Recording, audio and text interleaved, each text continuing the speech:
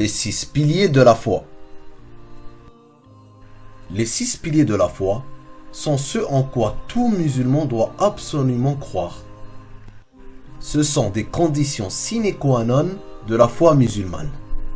Dans un hadith authentique, l'ange Gabriel, Jibril, demanda au prophète sallallahu alayhi wa sallam « Informe-moi de ce qu'est la foi ».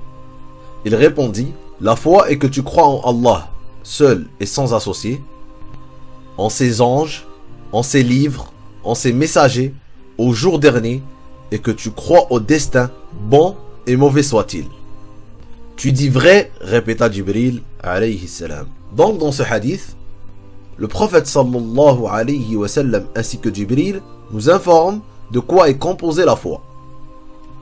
Pilier numéro 1. La croyance en Allah. Tout musulman croit fermement qu'Allah est le seul et unique créateur, qu'il a créé tout ce qui existe, le monde et ce qu'il contient, le bien comme le mal. Il est le Seigneur, le pourvoyeur, le souverain, le juge, le tout-puissant.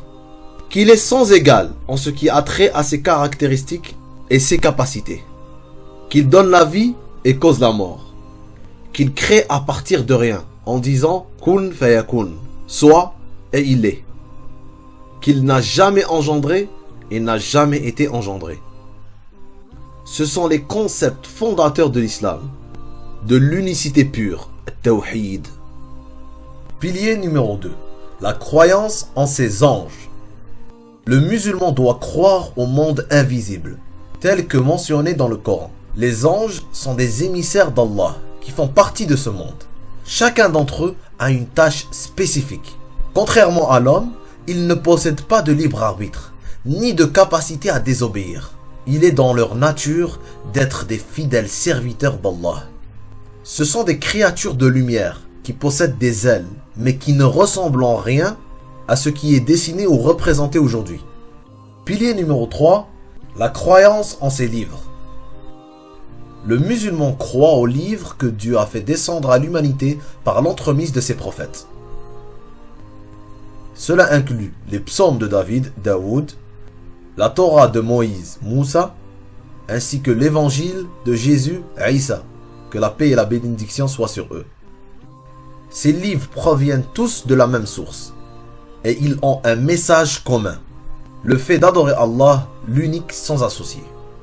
Cela ne signifie pas qu'aujourd'hui il faut croire à ce qui est écrit dans les livres des chrétiens et des juifs, car nous croyons que ces livres ont été falsifiés, altérés, et que le Coran est la dernière révélation qui a abrogé tous les livres. Pilier numéro 4. La croyance en ses messagers. Le musulman croit en tous les prophètes qu'a envoyé Allah subhanahu wa ta'ala. De Adam à Muhammad sallallahu alayhi wa sallam. Tous les prophètes sans exception étaient musulmans, soumis à Allah, et ont été envoyés à leur peuple pour transmettre un seul et unique message, La ilaha illallah, at-tawhid, l'unicité. Le fait de rejeter un seul prophète nous fait sortir de l'islam. Pilier numéro 5.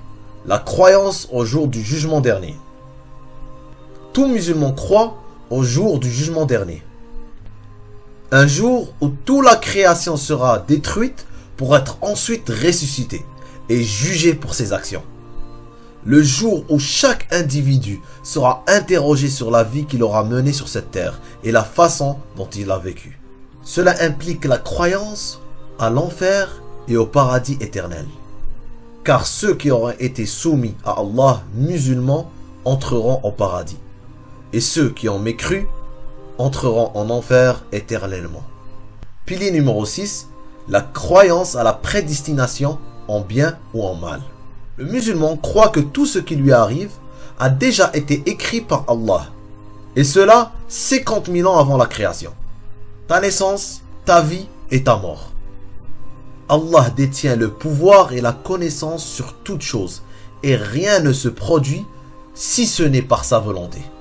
C'est ce qu'on appelle Al-Qadr, le destin.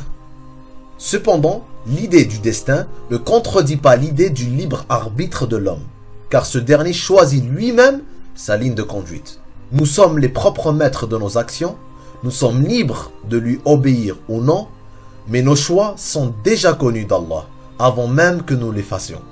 Donc nous avons la certitude que tout ce qui se produit ne peut arriver sans la volonté d'Allah, que ce soit un bien ou une épreuve.